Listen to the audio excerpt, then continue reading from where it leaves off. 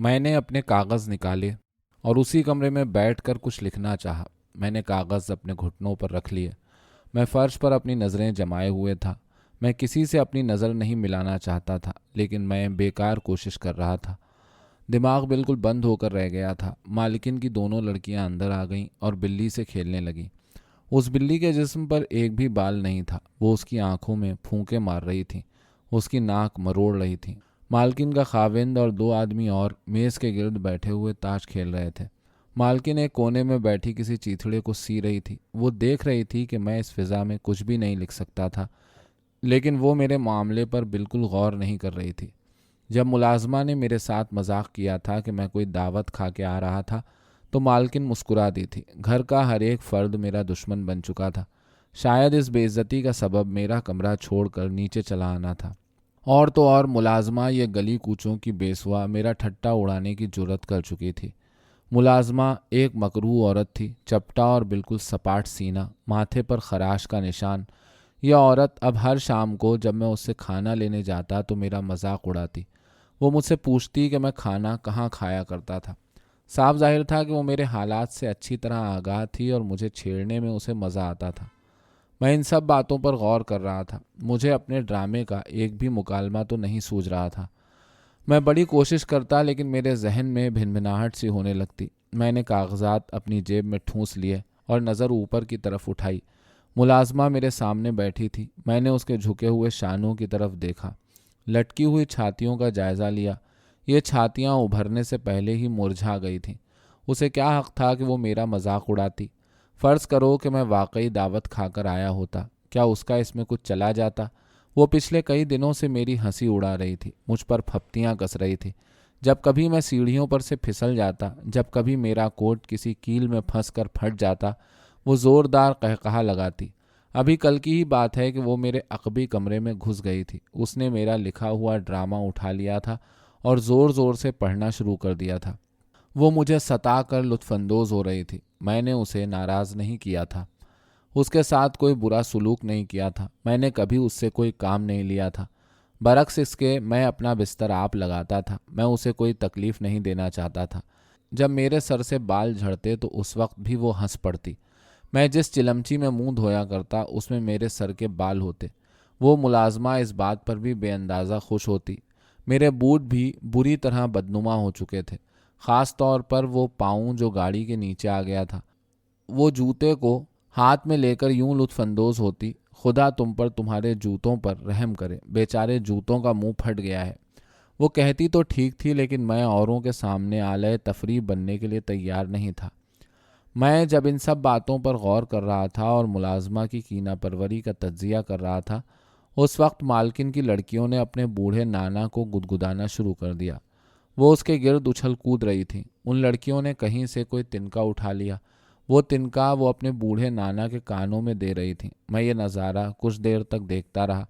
میں دخل اندازی سے پرہیز کرتا رہا۔ وہ بوڑھا مزاحمت نہیں کر رہا تھا، وہ اپنے ستمگروں کی طرف غضب آلود نگاہوں سے دیکھ رہا تھا، اور وہ اپنی گردن کو جھٹکا دے کر تنکے کو اپنے کانوں سے دور رکھنے کی کوشش کر رہا تھا۔ میں یہ منظر دیکھ کر اندر ہی اندر بل کھا رہا تھا۔ مالکن کے خاوند نے تاش کے پتوں سے نظر ہٹا کر بچوں کی طرف دیکھا۔ وہ کھلکھلا کر ہنسا۔ اس نے اپنے ساتھیوں کی توجہ بھی بچوں کے اس کھیل کی طرف دلائی۔ میں سوچ رہا تھا کہ بچوں کا باپ اٹھ کر انہیں منع کیوں نہیں کر رہا تھا، وہ بچوں کو وہاں سے ہٹا کیوں نہیں رہا تھا۔ میں نے جرأت کی اور بوڑھے کے بستر کی طرف لپکا۔ اسے رہنے دو، اسے مت چھیڑو، وہ ادرنگ کا مریض ہے، مالکن کا خاوند چلایا۔ اور اس ڈر سے کہ کہیں مجھے پناہ دینے سے بھی نہ انکار کر دیا جائے، میں الٹے پاؤں مڑا اور اپنی جگہ پر آ بیٹھا۔ میں اپنی جائے رہائش سے ہاتھ دھونے کے لیے تیار نہیں تھا۔ میں اگر ان کے گھریلو معاملے میں دخل انداز ہوتا تو روٹی بھی میسر نہ آتی، اور پھر ایک نیم مردہ بوڑھے کی خاطر مجھے کیا ضرورت ہے کہ میں اپنی انسانیت کا ثبوت دیتا پھروں۔ میں نے بھی اپنے دل کو چٹان کی طرح سخت کر لیا۔ ننھے منھے بچے ابھی تک اپنی شرارت پر تلے ہوئے تھے۔ وہ بوڑھے سے کھیل رہے تھے، کبھی تنکا اس کی آنکھوں کی طرف، کبھی اس کے نتنوں کی طرف، اور کبھی اس کے کانوں کی طرف لے جاتے۔ بوڑھا بیچارگی کے عالم میں دیکھتا اور جنبش نہ کر سکتا۔ دفتن بوڑھے نے اپنے اوپر کے دھڑ کو ذرا اوپر اٹھایا اور چھوٹی لڑکی کے منہ پر تھوک دیا۔ दोबारा अपने जिस्म को झटका देकर उसने दूसरी लड़की के मुंह पर भी थूका। मैं ये नज़ारा देखता रहा। बच्चों के बाप ने ताश मेज़ पर रख दिए और बिस्तर की तरफ उछल के बढ़ा। उसका चेहरा गुस्से से सुर्ख हो रहा था। बूढ़ा खूसट लोगों के बैठे हुए बच्चों के मुंह पर थूक रहा है।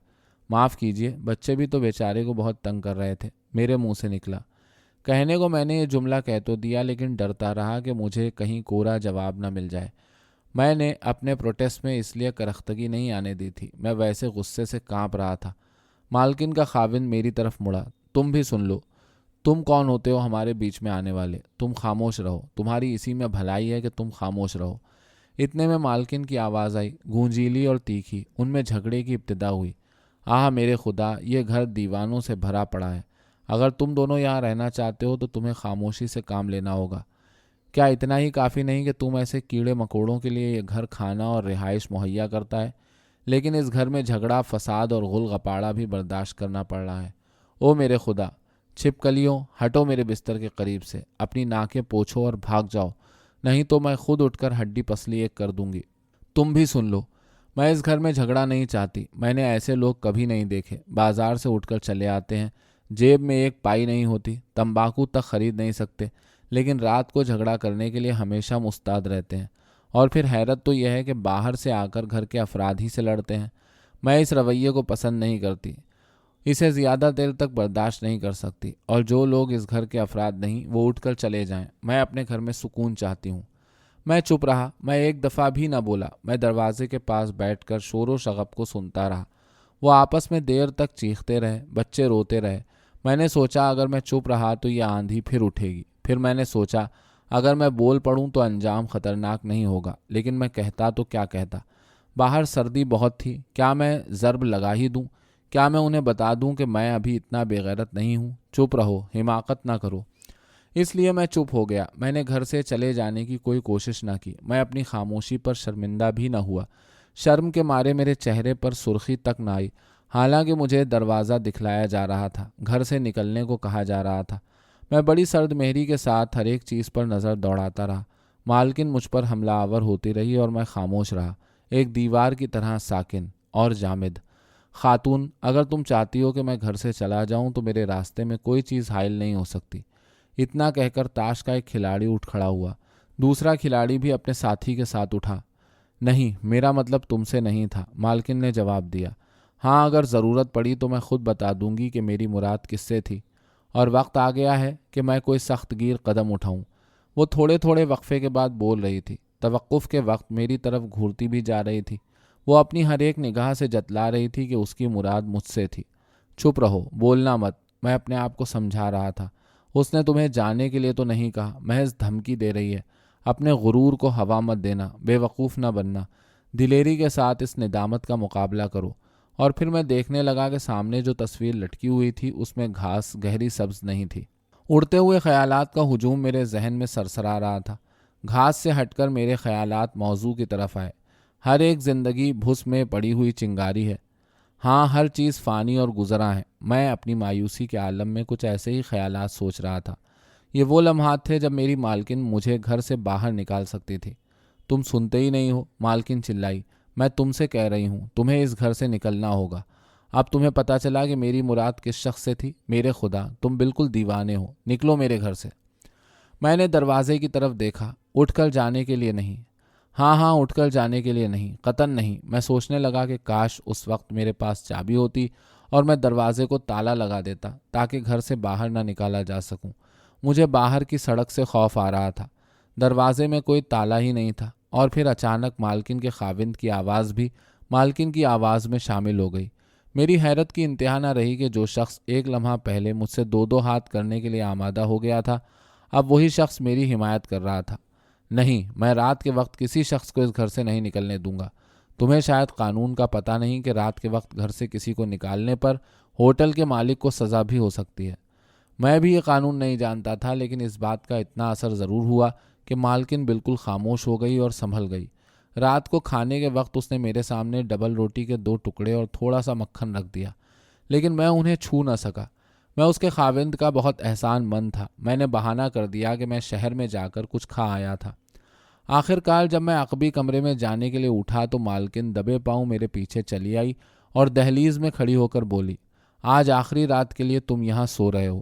میں جانتا ہوں، میں نے جواب دیا۔ میں نے سوچا شاید کل رات بسر کرنے کے لیے کوئی ٹھکانہ مل جائے، کوئی راستہ ہی نکل آئے۔ اگر میں کوشش کروں میری مراد بر آ سکتی ہے، سر چھپانے کے لیے کوئی نہ کوئی جگہ تو مل ہی جائے گی۔ فی الحال تو مجھے اس بات پر خوش ہونا چاہیے کہ مجھے نکالا نہیں گیا۔ میں صبح کے 5 اور 6 بجے کے درمیان ہی سو سکا۔ ابھی دھندلکا سا ہی تھا کہ میں جاگ پڑا۔ سردی کی وجہ سے میں کپڑوں سمیت ہی سو گیا تھا، اس لیے صبح اٹھ کر مجھے کپڑے پہننے کے لیے وقت ضائع کرنے کی ضرورت نہیں تھی۔ میں نے تھوڑا سا ٹھنڈا پانی پیا اور بڑی آہستگی کے ساتھ دروازہ کھولا۔ میں گھر سے باہر آ گیا کیونکہ میں مالکن کے روبرو نہیں ہونا چاہتا تھا۔ 2 کانسٹیبل جو رات کو پہرا دیتے رہے تھے سڑک پر مجھے ملے۔ تھوڑی دیر کے لیے سڑکوں کی بتیاں بجھانے والے قلی آ پہنچے۔ میں بلا مقصد گھومتا رہا۔ کرکٹ سڑک کو پار کر کے میں قلعے کی طرف نکل گیا۔ سردی میری رگ رگ میں سرایت کر گئی تھی۔ نیند کی وجہ سے میرے پپوٹے بوجھل تھے اور میری آنکھیں موندی جا رہی تھیں۔ بھوکا ہونے کی وجہ سے چلنے میں دقت پیش آ رہی تھی۔ میں ایک خالی نشست پا کر بیٹھ گیا اور اونگنے لگا۔ 3 ہفتوں تک مسلسل میں مالکن کی دی ہوئی ڈبل روٹی اور مکھن پر زندہ رہا۔ اب مجھے 24 گھنٹے ہو گئے تھے کہ میں نے کچھ کھایا پیا نہیں تھا۔ بھوک میری رگوں کو پھر نوچنے لگی۔ مجھے کسی فوری امداد کی ضرورت تھی۔ اس خیال کے آتے ہی میں اپنی نشست پر سو گیا۔ جب لوگوں کی آوازیں میرے کانوں میں پڑیں تو میں اٹھ کر بیٹھ گیا۔ جب میں نے آنکھیں کھولیں تو کافی دن چڑھ چکا تھا۔ دھوپ کھلی ہوئی تھی۔ میں اٹھ کر پھر چل کھڑا ہوا۔ سورج کافی بلند ہو چکا تھا۔ آسمان زرد اور ہلکا نیلا تھا۔ دن کی روشنی میں مجھ پر شگفتگی طاری ہونے لگی۔ مجھے اپنے تمام غم بھول گئے۔ میں نے بہت سے حادثوں کا سامنا کیا تھا۔ یہ 3 ہفتے بڑے بے کیف اور ملول گزرے تھے۔ میں نے اپنے سینے کو ٹھونک بجا کر دیکھا اور ایک گیت کی دھن گنگنانے لگا۔ میری آواز میں غیر معمولی تھکن تھی، اس لیے میں چپ ہو گیا۔ یہ چمکیلی صبح اور نکھرا ہوا آسمان میری طبیعت پر اثر کر رہا تھا۔ میں رو پڑا۔ کیوں؟ تمہیں کیا ہوا؟ ایک راہگیر نے سوال کیا۔ میں نے اس کے سوال کا کوئی جواب نہ دیا اور تیزی سے وہاں سے کھسک آیا۔ میں نے اپنے چہرے کو اس سے چھپا لیا اور اس طرح میں پل پر آ گیا۔ ایک بہت بڑا روسی جہاز وہاں لنگر انداز تھا۔ میں نے اس کا نام پڑھا۔ ایک لمحے کے لیے میں اس جہاز پر ہونے والے کام میں محو ہو گیا۔ اس پر سے سامان اتارا جا رہا تھا۔ جب کوئی کوئلہ جھونکنے والا اس کے عرصے پر بھاری بوٹ پہنے ہوئے چلتا تھا تو سارا جہاز ہل جاتا تھا۔ سورج، روشنی، سمندر سے آتی ہوئی نمکین ہوا اور زندگی کی مصروفیت میری رگوں میں تازگی دوڑا رہی تھی۔ یکایک مجھے خیال آیا کہ میں اپنے ڈرامے کے چند سین یہیں پل پر بیٹھ کر ہی کیوں نہ مکمل کر لوں۔ میں نے اس غرض سے کاغذ اپنی جیب سے نکال لیے۔ میں نے ایک راہب کا مکالمہ لکھنا شروع کر دیا۔ یہ ایک ایسی تقریر تھی جس میں غرور بھی تھا اور تحمل بھی، لیکن یہ تقریر مجھے پسند نہ آئی۔ میں راہب کے مکالمے کو چھوڑ کر مندر کے غارتگر کی تقریر پر طبع آزمائی کرنے لگا۔ میں نے نصف صفحہ لکھ بھی ڈالا۔ اس تقریر میں مقامی رنگ نہیں آ رہا تھا۔ میرے گرد و پیش کا شور میرے انہماک میں خلل انداز ہو رہا تھا۔ میں نے ڈرامے کا مسودہ لپیٹ لیا اور وہاں سے چل بھی پڑا۔ خیر، ڈرامہ مکمل نہ ہو سکا تو کیا ہوا، میں تو خوش تھا۔ مجھے یقین ہو گیا کہ اگر میں مسرت سے اسی طرح دوچار رہا تو ڈرامہ ضرور پایۂ تکمیل تک پہنچ جائے گا۔ کاش مجھے کہیں پرسکون گوشہ بیٹھنے کے لیے مل سکتا۔ میں سڑک کے بیچوں بیچ کھڑا ہو کر سوچنے لگا، لیکن میرے ذہن میں ایسا کوئی محفوظ گوشہ نہ آیا اور کوئی چارہ نہیں تھا۔ مجھے اپنی اقامت گاہی میں لوٹ جانا چاہیے، لیکن اس خیال کے آتے ہی میں کپ کپا اٹھا، سمٹ کر رہ گیا۔ میں نے فوراً اپنے آپ سے کہا کہ ایسا کبھی نہیں ہو سکتا۔ میں چلتا گیا اور غیر ارادی طور پر ہوٹل کے قریب پہنچتا گیا۔ میرے لیے اس گھر میں جانا واقعی شرمناک تھا۔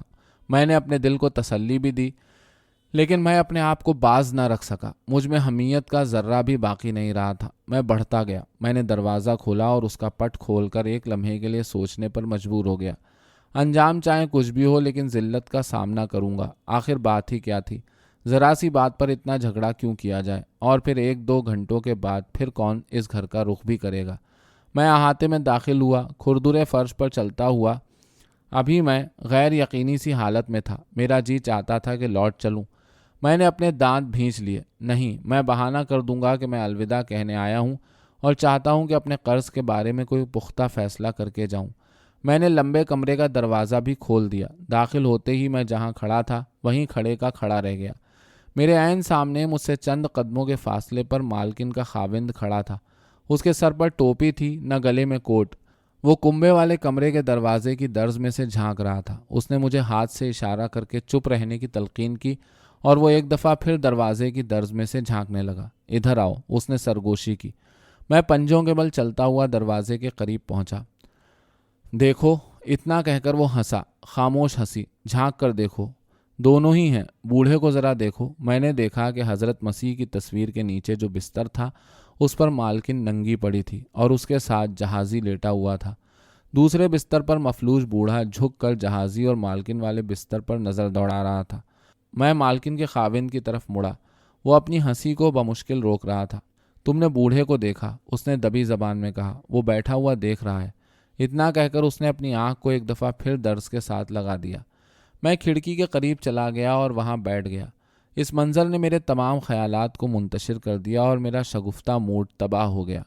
लेकिन इस वाक़े से मेरा क्या वास्ता था? खाविंद को जब कोई एतराज़ नहीं था, वो तो इस मंजर से लुत्फानंदोज़ हो रहा था, इसलिए मुझे अपना दिल बुरा करने की क्या ज़रूरत थी? और हाँ, जहाँ तक उस बूढ़े का ताल्लुक़ था तो उसके बारे में इतना ही कहा जा सकता है कि वो बूढ़ा सही मानों में बूढ़ा है। हो सकता है कि बूढ़े को कुछ भी नज़र ना आ रहा हो, शायद वो ऊँग रहा हो, ऐन मुमकिन है कि वो मर चुका हो। मेरा ज़मीर मुझे क्यों मलामत करे? मैंने अपनी जेब से दोबारा कागज़ निकाले। मैंने उन ताज़ा तासुरात को झटकने की कोशिश की। मैंने अपनी लिखी हुई इबारत पढ़ी। खुदा और उसका कानून यही कहता है, मेरे दानिशमंदों की अंजुमन भी यही कहती है और मेरा ज़मीर भी यही कहता है। मैंने खिड़की में से बाहर झांका और सोचने लगा कि उसके ज़मीर को क्या कहना चाहिए, लेकिन मेरे दिल से एक गुबार सा उठ रहा था। साथ वाले कमरे में से शोर भी आ रहा था। हाँ, मेरा इस वाक़े से क्या ताल्लुक़? मुझे पुख्ता यकीन है कि बूढ़ा मर चुका है। शायद आज सुबह को 4 बजे उसका दम निकल गया हो। मुझे उस शोर की तरफ मुतवज्जे नहीं होना चाहिए।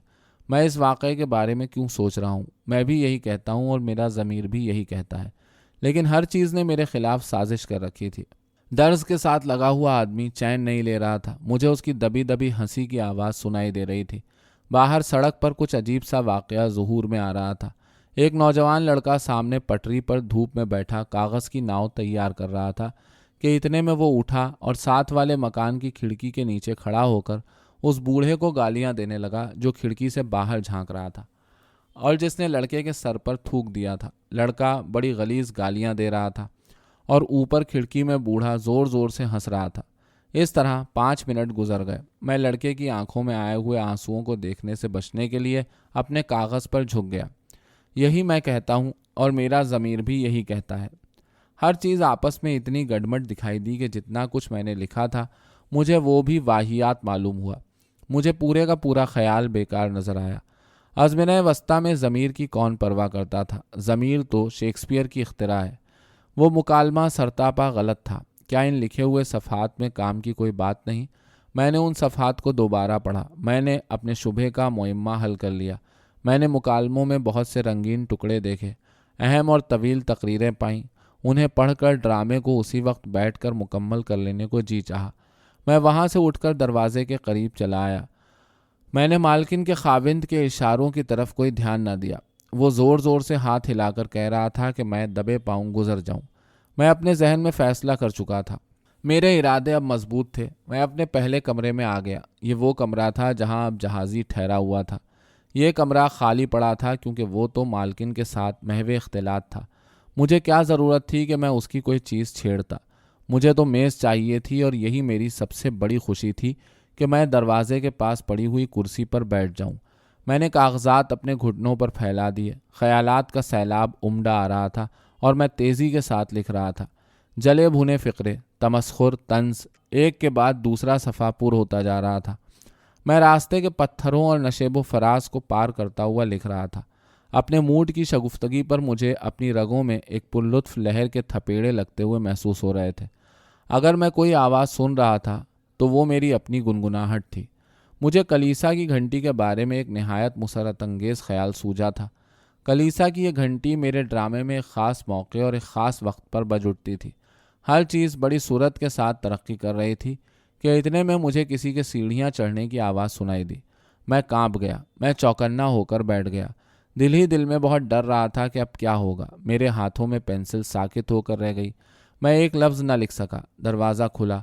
जहाज़ी और मालकिन का जोड़ा कमरे में दाखिल हुआ। قبل اس کے کہ میں کوئی بہانہ تراش سکتا مالکن چیخ اٹھی جیسے اسے بے پناہ حیرت ہوئی ہو۔ خدا ہمیں محفوظ رکھے، تم کتنی دیر سے یہاں بیٹھے ہو؟ معاف کیجیے، میں کچھ اور بھی کہنا چاہتا تھا لیکن مجھے الفاظ نہ ملے۔ مالکن نے دروازے کے پٹ پوری طرح کھول دیے اور انگلی سے اشارہ کرتے ہوئے بولی، اگر تم اب بھی نہیں نکلو گے تو میں پولیس کو بلا لوں گی۔ میں اٹھ کھڑا ہوا۔ میں خدا حافظ کہنے کی غرض سے آیا تھا۔ میں بڑبڑایا، میں تمہارا انتظار کر رہا تھا، میں نے کسی چیز کو نہیں چھیڑا، میں تو صرف اس کرسی پر بیٹھا رہا ہوں۔ ہاں، اس میں حرج کیا ہے؟ جہازی نے دخل اندازی کی۔ آخر اس میں کون سا نقصان ہو گیا؟ چھوڑو بھی، کیوں بیچارے کو تنگ کرتی ہو؟ لیکن اس وقت تک میں سیڑھیوں تک پہنچ چکا تھا۔ دفتن مجھے اس موٹی عورت پر بہت غصہ آیا۔ وہ میرے پیچھے چلی آئی تھی۔ میں 1 منٹ کے لیے ذہن میں گالیوں کا پلندہ لیے ہوئے رک گیا۔ میرے لبوں سے مغلظات کا تومار نکلنے ہی والا تھا، لیکن میں نے اپنے آپ کو سنبھالا۔ دراصل اس جہازی نے میرا دل موہ لیا تھا۔ اس کا رویہ قابل قدر تھا۔ مالکن میرے پیچھے اس طرح آ رہی تھی جیسے کوئی دھتکار کر اپنے گھر سے کسی فقیر کو نکالے۔ ہم دونوں آگے پیچھے اسی طرح احاطے میں آ گئے۔ میں بڑی آہستگی کے ساتھ چل رہا تھا۔ میرے ذہن میں ابھی تک یہ مباحثہ جاری تھا کہ میں مالکن پر مغلظات کا انبار پھینک دوں، اپنے غصے کو پی جاؤں۔ غصے نے اس گھڑی مجھے اندھا کر دیا تھا۔ میں برے سے برے الفاظ کا انتخاب کر رہا تھا کہ اتنے میں ایک چپراسی احاطے میں داخل ہوا۔ اس نے اپنی ٹوپی اٹھا کر مجھے سلام کیا۔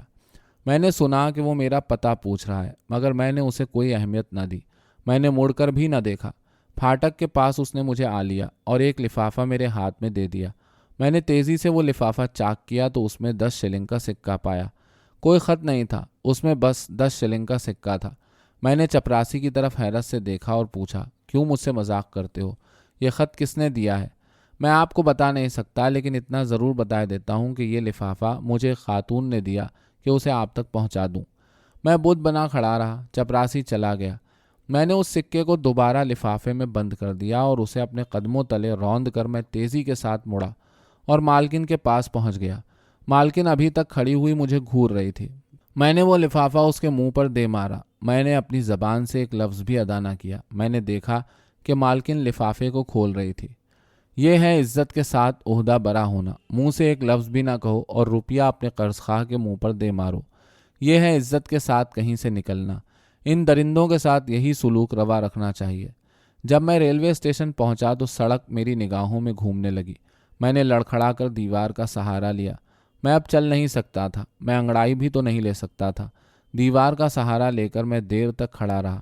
مجھے ایسا محسوس ہو رہا تھا جیسے مجھے غش آ جائے گا۔ میرے دیوانہ وار غضب نے مجھے تھکا دیا تھا۔ میں نے اپنا پاؤں اٹھا کر پٹری پر بجایا۔ میں نے اور بہت سے جتن کیے تاکہ میرے حواس ٹھکانے آ جائیں۔ میں نے اپنے دانتوں کو بھینچا، ابروؤں کو سکیڑا، آنکھوں کو گھمایا اور اس طرح کچھ افاقہ ہوا۔ میرے خیالات ایک دفعہ پھر روشن ہو گئے۔ اب میں نے سوچا کہ میں واقعی بے ہوش ہو کر گر پڑنے کو تھا۔ میں نے اپنی باہیں آگے کو پھیلا دیں اور دیوار سے ہٹ کر کھڑا ہو گیا۔ سڑک ابھی تک میری آنکھوں میں ناچ رہی تھی۔ میں غضب آلود ہو کر کھانسنے لگا۔ میں اپنی روح اور اپنے جسم کے ساتھ جنگ آزما تھا۔ میں ڈوبنا اور گرنا نہیں چاہتا تھا، میں کھڑا کھڑا مرنا چاہتا تھا۔ ایک چھکڑا آہستہ آہستہ میرے پاس سے گزر گیا۔ میں نے دیکھا کہ اس چھکڑے میں آلو تھے، لیکن غصے سے اندھا ہو کر میں یہ سوچ رہا تھا کہ اس چھکڑے میں آلو نہیں تھے، گوبھی کے پھول تھے۔ میں نے گالی دیتے ہوئے کہا، آلو نہیں، گوبھی کے پھول ہیں۔ میں جو کچھ کہہ رہا تھا اسے بخوبی سن رہا تھا۔ میں نے اس جھوٹ کو بار بار دہرایا۔ دراصل اس طرح میں اپنی نقاہت کو دور کرنا چاہتا تھا۔ اس گناہ آلود خیال نے مجھ پر نشہ سا طاری کر دیا۔ میں نے اپنے ہاتھ کی 3 انگلیاں اوپر کی طرف اٹھا کر پھر گالی دی، چاہے تو خدا ہے کہ مقدس باپ یا پھر مقدس بھوت، میں سچ کہتا ہوں کہ وہ آلو نہیں تھے، گوبھی کے پھول تھے۔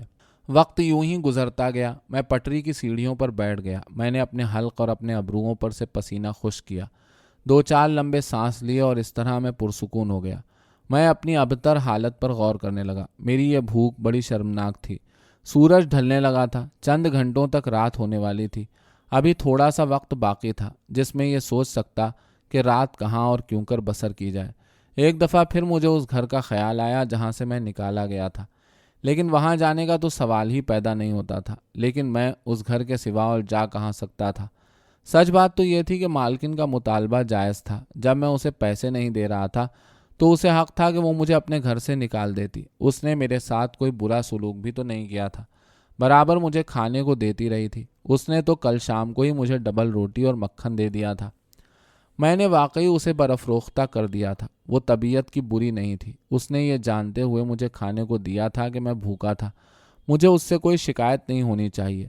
میں وہاں پٹری پر بیٹھا بیٹھا اس عورت سے معافی کا خواستگار ہوا۔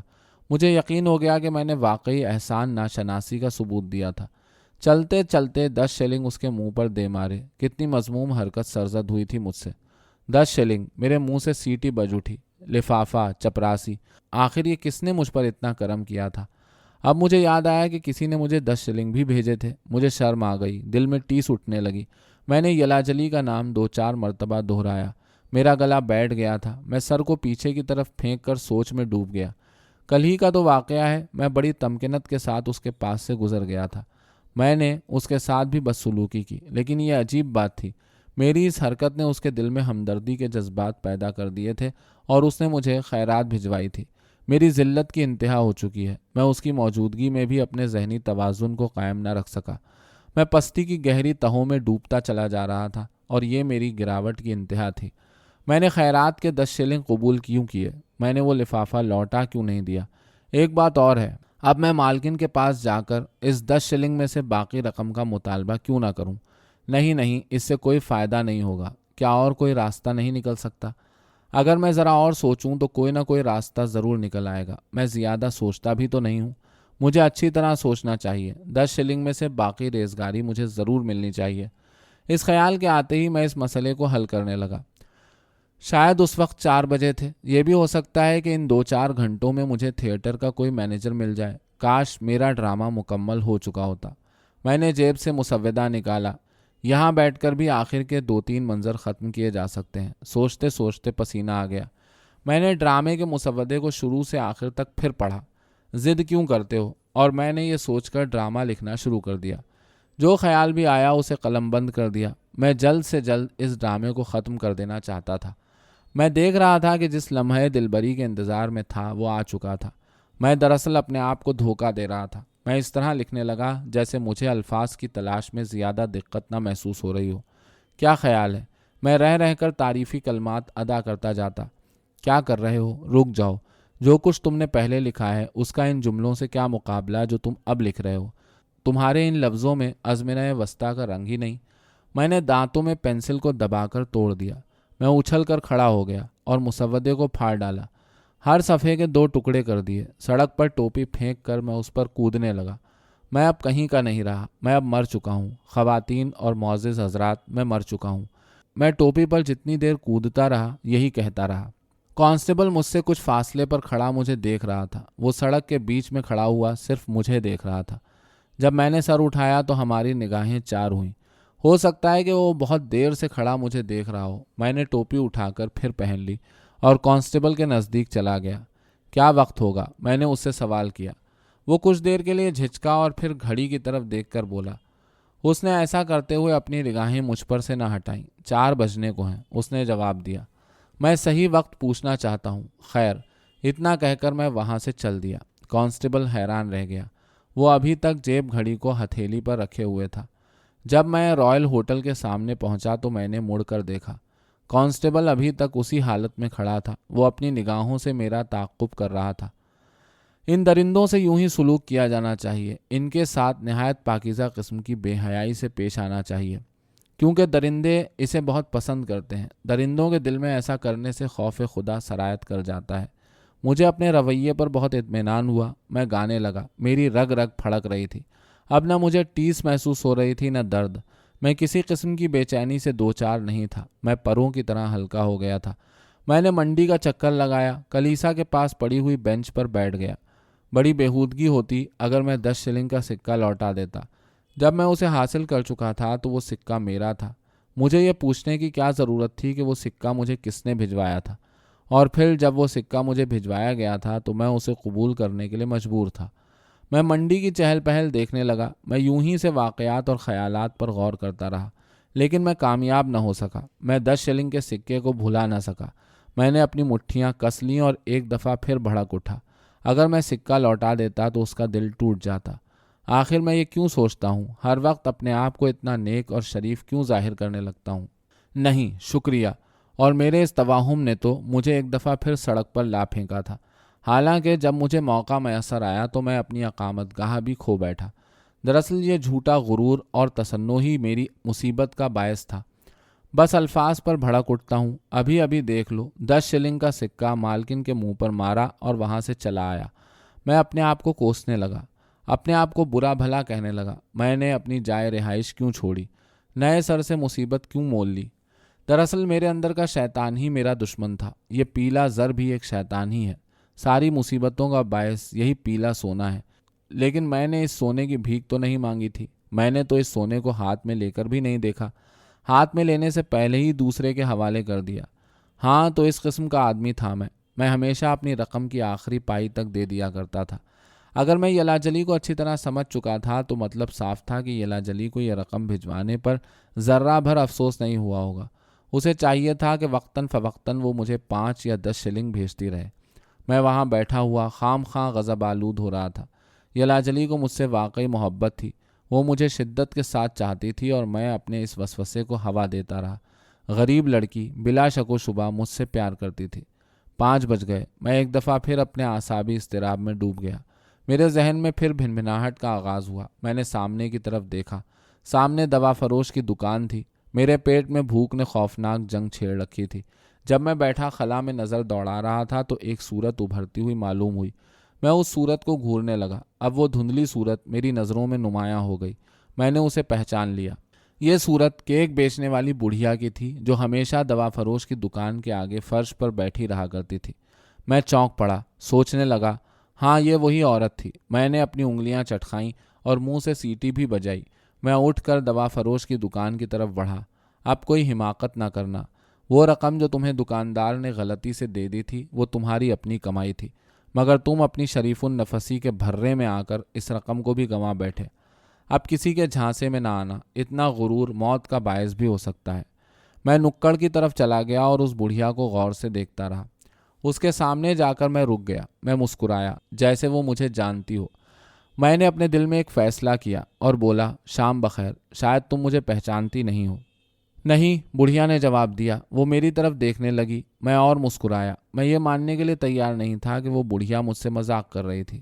کیا تمہیں یاد نہیں کہ ایک دن میں نے تمہیں ڈھیر سی ریزگاری دی تھی؟ چاندی کے سکے۔ اس وقت میں نے کچھ کہا نہیں تھا کیونکہ زیادہ باتیں کرنے کی میری عادت نہیں ہے، اور پھر جب کوئی شخص ایک ایماندار شخص سے بیوپار کر رہا ہو تو پھر زیادہ باتیں بنانے کی ضرورت ہی نہیں رہتی، اور پھر ایسی معمولی باتوں پر کون سر کھپائے۔ ہاں، تو وہ شخص میں ہی تھا جس نے اپنی پوری جیب تمہاری جھولی میں انڈیل دی تھی۔ کیا واقعی تم ہی تھے؟ ہاں، اب مجھے یاد آیا۔ میں اسے اس رقم کے عوض میں شکر گزار ہونے سے روکنا چاہتا تھا، اس لیے میں نے اپنی نگاہیں میز پر لگا دیں اور بولا، میں اب کچھ کیک لینے آیا ہوں۔ وہ شاید اس بات کے لیے تیار نہیں تھی۔ وہ چپ رہی۔ ہاں، میں کیک لینے آیا ہوں۔ مجھے اس پوری رقم کے کیک نہیں چاہیے، چند ایک ہی کافی ہوں گے۔ اچھا، تو تم کیک لینے آئے ہو؟ ہاں ہاں۔ اور اتنا کہہ کر میں زور سے ہنسا۔ مجھے غصہ آ رہا تھا کہ اس عورت کو پہلے کیوں نہ خیال آیا کہ میں اس سے کیک لینے آیا تھا۔ میں نے میز پر سے ایک کیک اٹھا لیا، گول اور گدگدا۔ جب عورت نے دیکھا کہ میں اپنی منمانی کر رہا تھا تو اس نے اپنے کپڑوں کی گٹھری میں کسی چیز کو ٹٹولنا شروع کر دیا۔ اس نے غیر ارادی طور پر اپنے برتنوں کو مجھ سے چھپانے کے لیے حرکت کی۔ اس وقت مجھے محسوس ہوا کہ وہ مجھے لٹیرا سمجھ رہی تھی۔ نہیں، وہ ایسا سوچ بھی نہیں سکتی۔ یہ بڑھیا تو بہت نیک ہے۔ کیا ایسا ہو سکتا ہے کہ اس بڑھیا کو کسی نے بہت سی ریزگاری دی ہو اور پھر اس کا مطالبہ کرنے نہ آیا ہو؟ کہیں بڑھیا یہ تو نہیں سمجھ رہی کہ وہ رقم جو میں نے اسے دی تھی چوری کی تھی؟ نہیں، بڑھیا کے وہم و گمان میں بھی یہ بات نہیں آ سکتی۔ یہ بڑھیا کی نیک نیتی تھی کہ وہ ابھی تک مجھے ایماندار آدمی سمجھ رہی تھی۔ یہ اس بڑھیا کا کرم تھا۔ واقعی نیک بڑھیا ہے۔ لیکن میں نے اسے وہ رقم کیوں دے دی تھی؟ بڑھیا بہت گھبرائی ہوئی تھی۔ وہ تو مجھے کوس رہی تھی۔ میں نے اسے بتایا کہ میں نے وہ رقم اسے کیوں دے دی تھی۔ میری یہ عادت تھی کہ میں ہر ایک کو اچھا اور شریف سمجھا کرتا تھا۔ جب بھی کسی نے مجھے کچھ دینا چاہا میں نے اسے کبھی قبول نہیں کیا، خدا جانے کیوں۔ میری باتیں بڑھیا کی سمجھ میں نہیں آ رہی تھیں۔ میں تیز باتیں کر رہا تھا۔ کیا اس بڑھیا کو کبھی کسی نے کوئی رقم پیشگی نہیں دی تھی؟ میں نے اس سے سوال کیا۔ امیر آدمیوں نے شاید اسے پیشگی رقم دی ہو، مگر نہیں، آج تک اسے کسی نے پیشگی رقم نہیں دی تھی۔ لیکن اس میں میرا کیا قصور تھا؟ باہر کے دیسوں میں تو اکثر ایسا ہوتا ہے، لوگ دکانداروں کو رقم پیشگی دے دیتے ہیں۔ یہ بڑھیا شاید اپنے دیس سے باہر کبھی نہیں گئی تھی۔ بیچاری نے اپنے ملک کی حد کبھی پار نہیں کی تھی۔ پھر تو بیچاری سچی تھی۔ میں نے 1-2 بسکٹ اور میز پر سے اٹھا لیے۔ بڑھیا بڑبڑاتی رہی۔ اس نے اور بسکٹ دینے سے صاف انکار کر دیا۔ اس نے میرے ہاتھوں سے کیک کا ایک ٹکڑا چھین بھی لیا۔ میں غضب آلود ہو گیا۔ اس نے دھمکی دی کہ وہ پولیس کانسٹیبل کو آواز دے گی۔ میں اس کے ساتھ نرم برتاؤ کرنا چاہتا تھا۔ میں جو کچھ بھی میز پر سے اٹھا رہا تھا اس پر مجھے قانونی حق حاصل تھا۔ میں نے اسے قلیل رقم نہیں دی تھی۔ ان باتوں کے ہوتے ہوئے بھی میں اس کے پورے ذخیرے پر ہاتھ صاف نہیں کرنا چاہتا تھا۔ میں تو اپنی نصف رقم وصول کرنا چاہتا تھا اور پھر اس بڑھیا سے ہمیشہ کے لیے رخصت چاہتا تھا۔ بڑھیا عجیب عورت تھی۔ آخرکار اس نے 4-5 کیک اٹھا کر میری طرف سرکا دیے اور مجھے چلے جانے کے لیے کہا۔ میں بڑھیا سے اب بھی جھگڑ رہا تھا کہ اس نے مجھے لوٹ لیا تھا۔ جانتی ہو، تمہیں اس دھوکے کے عوض سزا بھی مل سکتی ہے۔ خدا تم پر رحم کرے۔ اس دھوکے کی خاطر تمہیں عمر بھر کی قید ہو سکتی ہے۔ اس نے ایک اور کیک میری طرف پھینک دیا۔ میں وہاں سے چلا آیا۔ اس بڑھیا جیسا کوئی دھوکے باز نہ ہوگا۔ جتنا عرصہ میں منڈی میں اور بازاروں میں چکر لگاتا رہا، اس بڑھیا کے بارے میں بلند آواز میں خیال آرائی کرتا رہا۔ کتنی بے شرم اور ڈھیٹ بڑھیا ہے۔ میں بازار میں چلتا ہوا کیک کھا رہا تھا اور اپنے آپ سے باتیں کر رہا تھا۔ ایک کے بعد دوسرا کیک غائب ہو رہا تھا، لیکن بھوک تھی کہ کم نہیں ہوتی تھی۔ آخر یہ کیک ہوتے ہی کیا ہیں، نہایت ہلکے۔ ان کا ایک نوالا بھی تو نہیں بنتا۔ میں کم سے کم ایک کیک کسی اور وقت کے لیے محفوظ رکھنا چاہتا تھا، مگر میں اتنا بے صبر ہو چکا تھا کہ آخری کیک بھی کھا گیا۔ مجھے وہ لڑکا یاد آیا جو میری اقامت گاہ کے سامنے کاغذ کی ناؤ بنا کر کھیلا کرتا تھا۔ آخری کیک میں اس لڑکے کے لیے محفوظ رکھنا چاہتا تھا۔ اب میں مسلسل اس لڑکے کے بارے میں سوچنے لگا۔ جب وہ لڑکا اس بوڑھے کو گالیاں دے رہا تھا جس نے اس کے سر پر تھوک دیا تھا، میری طرف بھی مڑ مڑ کر دیکھتا جاتا تھا کہ میں کہیں ہنس تو نہیں رہا۔ خدا ہی بہتر جانتا ہے کہ میں اس لڑکے سے مل بھی سکوں گا کہ نہیں۔ میں یہی باتیں سوچتا ہوا چل رہا تھا۔ میں نے بہت کوشش کی کہ میں اس بازار میں پہنچ جاؤں جس کے ہوٹل میں 3 ہفتے میں نے گزارے تھے۔ میں اس جگہ سے تیز تیز قدم اٹھاتا ہوا گزر گیا جہاں میں نے اپنے ڈرامے کا مسودہ پھاڑا تھا۔ کاغذ کے کچھ ٹکڑے ابھی تک وہاں بکھرے پڑے تھے۔ میں نے اس کانسٹیبل سے بھی کنی کترائی جسے میں نے اپنے رویے سے حیرت زدہ کر دیا تھا۔ آخرکار میں اس جگہ پہنچ گیا جہاں وہ لڑکا بیٹھ کر کھیلا کرتا تھا۔ لڑکا وہاں نہیں تھا۔ سڑک سنسان اور ویران پڑی تھی۔ دھندلکا پھیلتا جا رہا تھا۔ وہ لڑکا مجھے کہیں بھی دکھائی نہ دیا۔ شاید وہ گھر کے اندر چلا گیا تھا۔ میں نے وہ کیک دروازے کے ساتھ لگا کر رکھ دیا، دروازے پر زور سے دستک دی اور وہاں سے چل پڑا۔ کیک لڑکے کو ضرور مل جائے گا۔ جب وہ دروازے کو کھولے گا تو کیک اسے دروازے کے پاس پڑا ہوا ملے گا۔ میری آنکھیں وفور مسرت سے نمالود ہو گئیں۔ میں بہت خوش ہوا اور اس لمحے کے بارے میں سوچنے لگا جب لڑکا دروازہ کھولے گا اور کیک کو پڑا پائے گا۔ گھومتا ہوا میں ریلوے اسٹیشن پر پہنچ گیا۔ اب کچھ بھوک نہیں لگ رہی تھی۔ اب تو جو کیک میں نے کھائے تھے وہ معدے میں گڑبڑ پیدا کر رہے تھے۔ نئے سرے سے وحشتناک خیالات میرے ذہن میں ادھم مچا رہے تھے۔ فرض کرو کہ میں چپکے سے جاؤں اور جہاز کے لنگر کا رستہ کاٹ دوں، یا پھر فرض کرو کہ میں یک بیک چلا اٹھوں، آگ آگ۔ میں جہازوں کی گودی کی طرف چلا گیا۔ وہاں مجھے سامان بند کرنے کا ایک بکس مل گیا۔ میں اس پر جا بیٹھا۔ مجھے اس وقت بھی شعور تھا کہ میرا ذہنی توازن بگڑا ہوا ہے۔ میں بے حس و حرکت بیٹھا رہا۔ میں وہاں بیٹھا ہوا روسی جہاز کو دیکھتا رہا جو وہاں لنگر ڈالے پڑا تھا۔ میں نے جہاز کے عرصے پر ایک شخص کو دیکھا۔ اس کے سر پر بندرگاہ کی سرخ بتی روشن تھی۔ میں اس کے پاس پہنچ کر اس سے باتیں کرنے لگا۔ باتیں کرنے کا کوئی مقصد نہیں تھا۔ میں اس سے کسی جواب کا متوقع بھی نہیں تھا۔ میں نے کہا، کیا آج رات کو سفر کر رہے ہو کپتان صاحب؟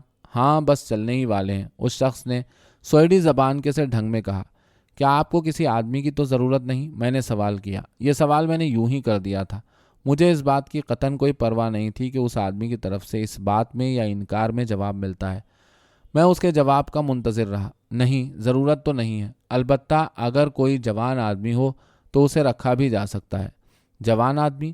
میں نے اپنے ہوش و حواس ٹھکانے کیے، اینک اتار کر جیب میں رکھ لی، سیڑھیاں طے کرتا ہوا جہاز پر چڑھ گیا۔ مجھے تجربہ تو کوئی نہیں، لیکن میں ہر ایک کام کر سکتا ہوں۔ آپ کہاں جا رہے ہیں؟ یش جا رہے ہیں، کیزر سے کوئلہ لانے کے لیے۔ بہت اچھا، میں نے اپنے آپ کو زبردستی پیش کرتے ہوئے کہا۔ کوئی بات نہیں، مجھے اس بات کی پرواہ نہیں کہ جہاز کہاں جاتا ہے اور کہاں نہیں۔ میں تو کام کرنا چاہتا ہوں۔ کیا تم نے سمندر کا سفر پہلے کبھی نہیں کیا؟ اس نے پوچھا۔ نہیں، مگر میں اتنا ضرور کہوں گا کہ آپ مجھے جو کام بھی کرنے کے لیے دیں گے میں اسے خوش اسلوبی کے ساتھ سر انجام دوں گا۔ میں دراصل ہر قسم کے کام کا عادی ہوں۔ وہ تھوڑی دیر تک سوچ میں غرق ہو گیا۔ میں اس کے جواب سے پیشتر ہی اس سفر کے لیے مستعد ہو چکا تھا اور اب مجھے ڈر لگنے لگا کہ مجھے کنارے پر نہ دھکیل دیا جائے۔ ہاں تو کپتان صاحب، آپ کا کیا ارادہ ہے؟ آخرکار میں نے جرأت سے کام لیتے ہوئے استفسار کیا۔ میں ہر ایک کام کر سکتا ہوں۔ میں واقعی اپنے آپ کو نکما ثابت کروں گا اگر اپنی استعداد سے بڑھ کر کام نہیں کروں گا۔ میں رات کو 2 مرتبہ چوکیداری کر سکتا ہوں۔ یہ کام میرے لیے نہایت اچھا رہے گا اور اس پر میں ثابت قدم بھی رہوں گا۔ اچھا تو کوشش کرو۔ ہاں، اگر تم اچھی طرح کام نہ کر سکے تو ہم برطانیہ میں ایک دوسرے سے الگ ہو جائیں گے۔ ہاں ہاں، کیوں نہیں، میں نے خوش ہو کر جواب دیا، اور میں نے اس کا جملہ دہرایا کہ برطانیہ میں کام اچھا نہ کرنے کی صورت میں ہم ایک دوسرے سے الگ ہو جائیں گے، اور اس نے مجھے کام پر لگا دیا۔ میں جہاز کے مستول پر چڑھ گیا۔ تھکن کے مارے میرا بند ٹوٹ رہا تھا۔ میں زمین کی طرف دیکھ رہا تھا اور اسے الوداع کہہ رہا تھا۔ کرسٹینا کے شہر سے رخصت ہو رہا تھا، جس کے گھروں کی کھڑکیاں تیز روشنی سے جگمگا رہی تھیں۔